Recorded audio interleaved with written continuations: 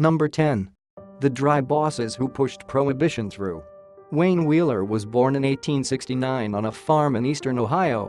One day, a drunken farm worker accidentally speared young Wheeler's leg with a pitchfork, an incident that likely pushed him toward an almost evangelical antipathy for drinking.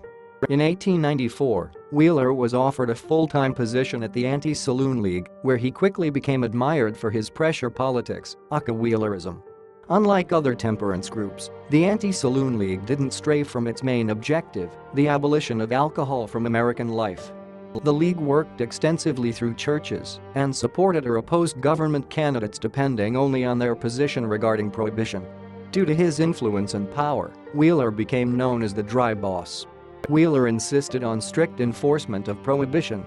He also opposed the use of soap and other harmless substances in denatured alcohol, instead opting for poisonous chemicals by arguing that the person who drinks this industrial alcohol is a deliberate suicide.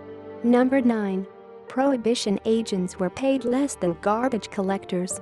Contributing to Prohibition's failure was the fact that most Prohibition agents were heavily underpaid. In fact, most Prohibition agents earned less than garbage collectors. The average national income was $3,143 in 1922 and rose to $3,227 in 1923. In comparison, the salary of Prohibition agents ranged from $1,200 to $2,500 for 98% of the Prohibition Bureau.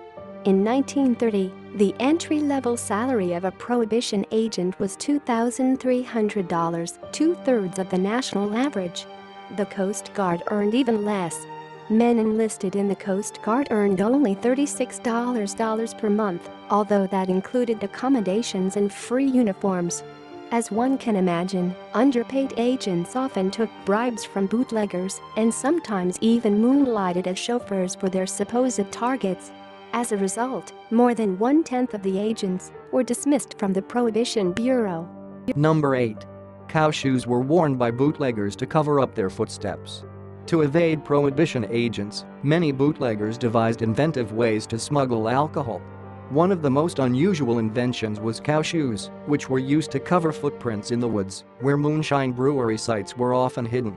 The cow shoe was a strip of metal tacked with a wooden block that was carved to resemble the hoof of a cow. When strapped onto a human foot, the device left a trail resembling that of a cow. Supposedly, this confused and deterred agents tracking criminal operations. It was believed that the idea for cow shoes came from a Sherlock Holmes story in which the villain's horse was shod with shoes that had imprints of a cow's hoof. Number 7. Wine for sacramental purposes was on the rise. The Volstead Act, which was passed in the year before Prohibition began, granted federal agents permission to investigate and prosecute anyone who violated Prohibition liquor laws. But wines used for sacramental purposes were exempt, which meant that a limited amount of wine could be made at home and in wineries. To acquire sacramental wine, some people went as far as to pose as priests and rabbis. In 1925, a study found that the demand for sacramental wine in the U.S. increased by 3 million liters, 800,000 gallons, in a 2-year period. Number 6. Wine brick saved many vintners from bankruptcy. No longer able to make wine on the premises, many vintners started producing wine bricks, which were bricks of concentrated grape juice. The target market was home brewers who could dissolve and use these wine bricks in the privacy of their own homes. Since grape juice was not illegal under Prohibition laws, wine bricks were truly an ingenious idea for vintners who did not have the heart to tear down their vineyards. The law could do nothing because the bricks came with warnings that they were for non-alcoholic consumption only. The packaging for wine bricks contained a note explaining how to dissolve the concentrate in 4 liters, 1 gallon, of water. Then the instructions helpfully warned the consumer not to leave the jug in a cool cupboard for 21 days or it would turn into wine. Wine brick makers also included the flavors, such as burgundy or claret, that a person might encounter if they accidentally left the juice to ferment. Number 5. Medical beer campaign was almost a success.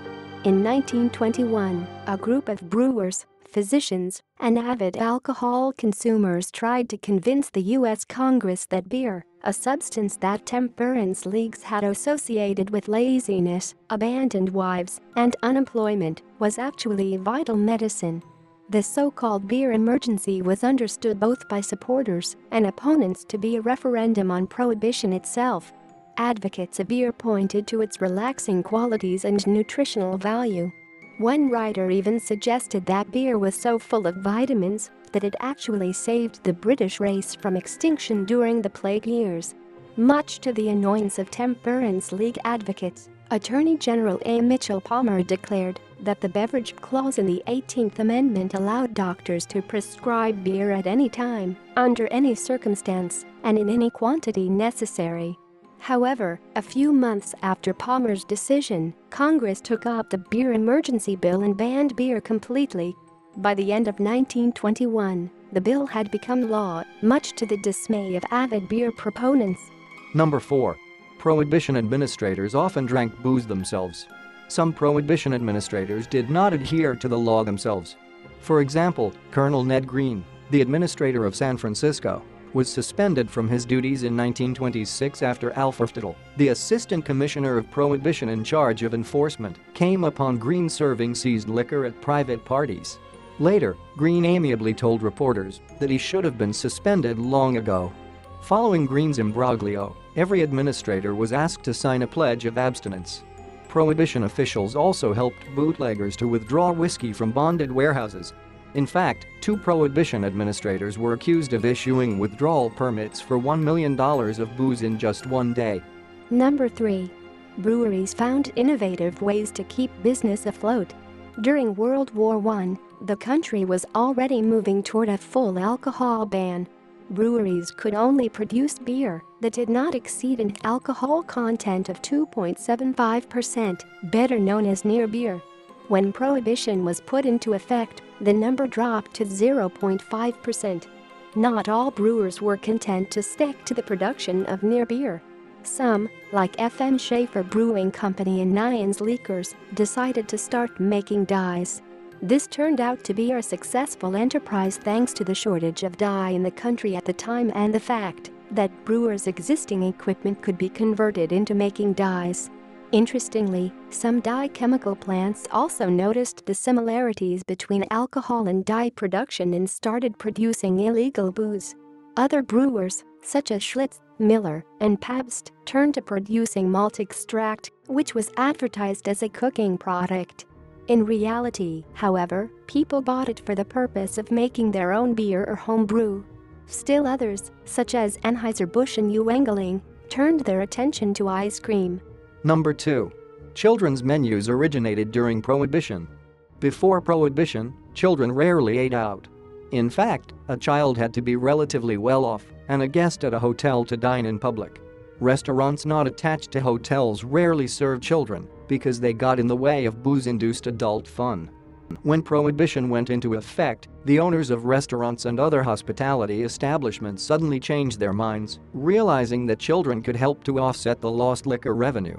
In 1921, the Waldorf Astoria in New York became the first establishment to produce a children's menu. Other restaurants soon followed. But these new menus meant the establishment of a new limitation. At restaurants, children could no longer eat what their parents ate. Number 1. Cruises to nowhere were popular. During Prohibition, you could legally drink alcohol outside the 5-kilometer (3 mi) territorial limit of the United States. As a result, booze cruises or cruises to nowhere became popular.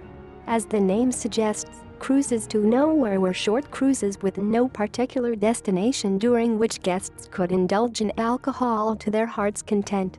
Famous liners like the Berengaria and Aquitania of Cunard, the Majestic of White Star, and the Leviathan of United States Lines all offered these trips. Some were simply weekend cruises into the Atlantic, while others also made stops in Nova Scotia or Bermuda. Short sailing trips to the Bahamas and Havana also became popular. There, clubs and other drinking establishments sprang up to cater to thirsty Americans.